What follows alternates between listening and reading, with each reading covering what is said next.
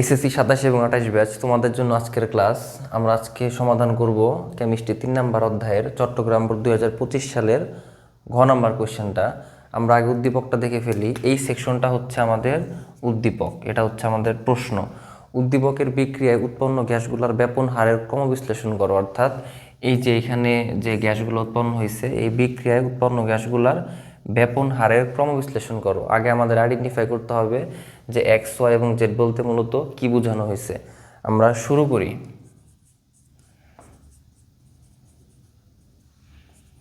উদ্দীপকের x, Y, Z এর পারমাণবিক সংখ্যা যথাক্রমে 6, 7, 9।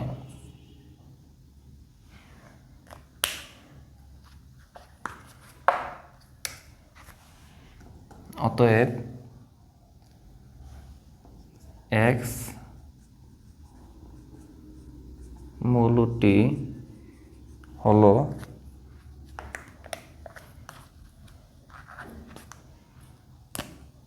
কার্বন, অর্থাৎ সি।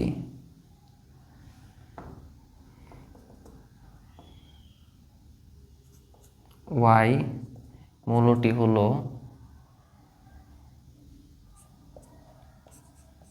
নাইট্রোজেন,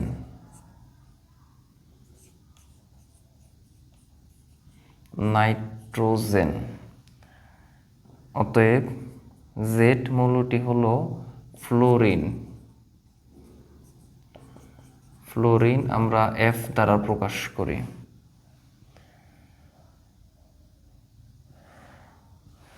এই হচ্ছে মোটামুটি আমাদের মৌলগুলা, কার্বন, নাইট্রোজেন এবং হচ্ছে ফ্লোরিন। এবার আসা যাক উদ্দীপকের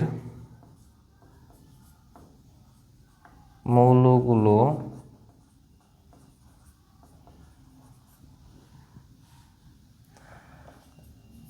প্রত্যেকে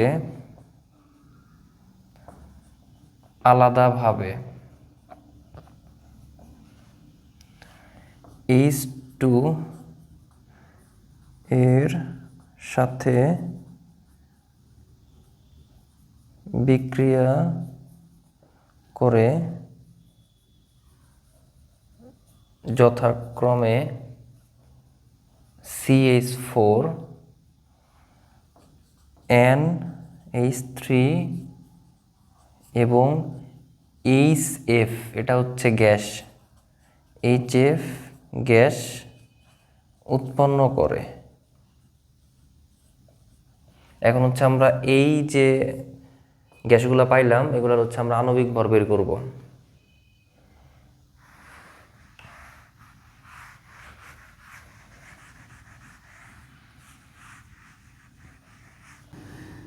CH4 এর আণবিক ভর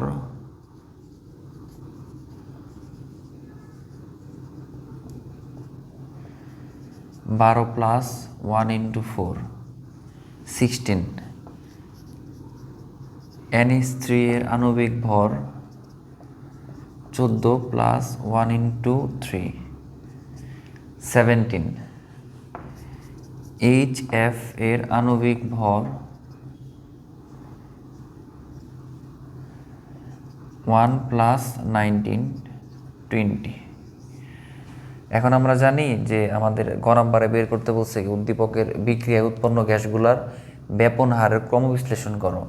আমরা যে বিষয়টা জানি যে কোনো গ্যাসের ব্যাপন হার নির্ভর করে ওই গ্যাসের আণবিক ভরের উপরে। আমরা লিখে ফেলি বিষয়টা।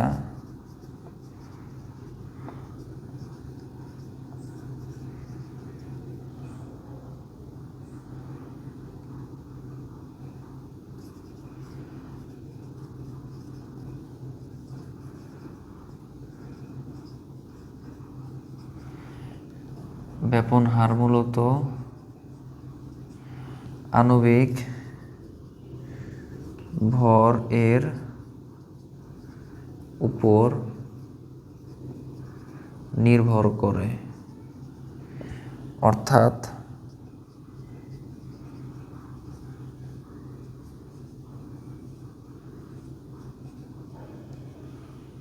কোনো গ্যাস এর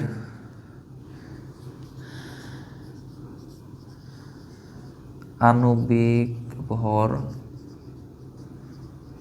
বেশি হলে ওই গ্যাসের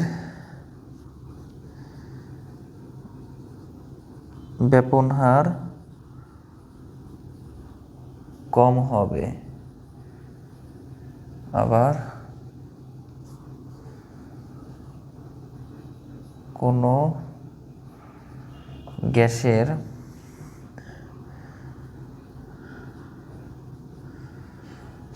আণবিক ভর কম হলে ওই গ্যাসের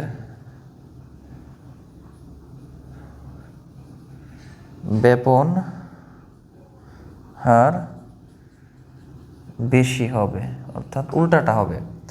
আমরা জানি ব্যাপন হার মূলত আণবিক ভরের উপর নির্ভর করে, অর্থাৎ কোনো গ্যাসের আণবিক ভর বেশি হলে ওই গ্যাসের ব্যাপন হার কম হবে, আবার কোনো গ্যাসের আণবিক ভর কম হলে ওই গ্যাসের ব্যাপন হার বেশি হবে। এখন আমরা লাস্টের টুক লিখে ফেলি। তাই আমরা লিখতে পারি উদ্দীপকের বিক্রিয়ায় উৎপন্ন গ্যাসগুলোর ব্যাপন হারের ক্রম হলো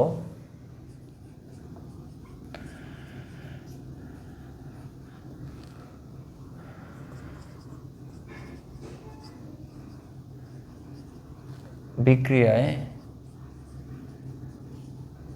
উৎপন্ন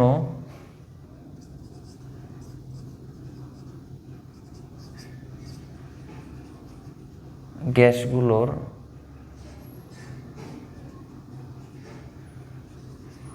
ব্যাপন হার এর ক্রম হলো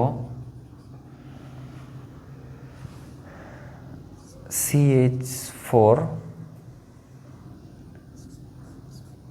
NH3HF, কারণ CH4 আণবিক ভর ছিল হচ্ছে 16, NH3 ছিল হচ্ছে 17, আর হাইড্রোজেন ফ্লোরাইডের ছিল হচ্ছে 20। সো ওইভাবেই CH4 এর বেশি, এরপর হচ্ছে NH3, এরপর হচ্ছে হাইড্রোজেন ফ্লোরাইড।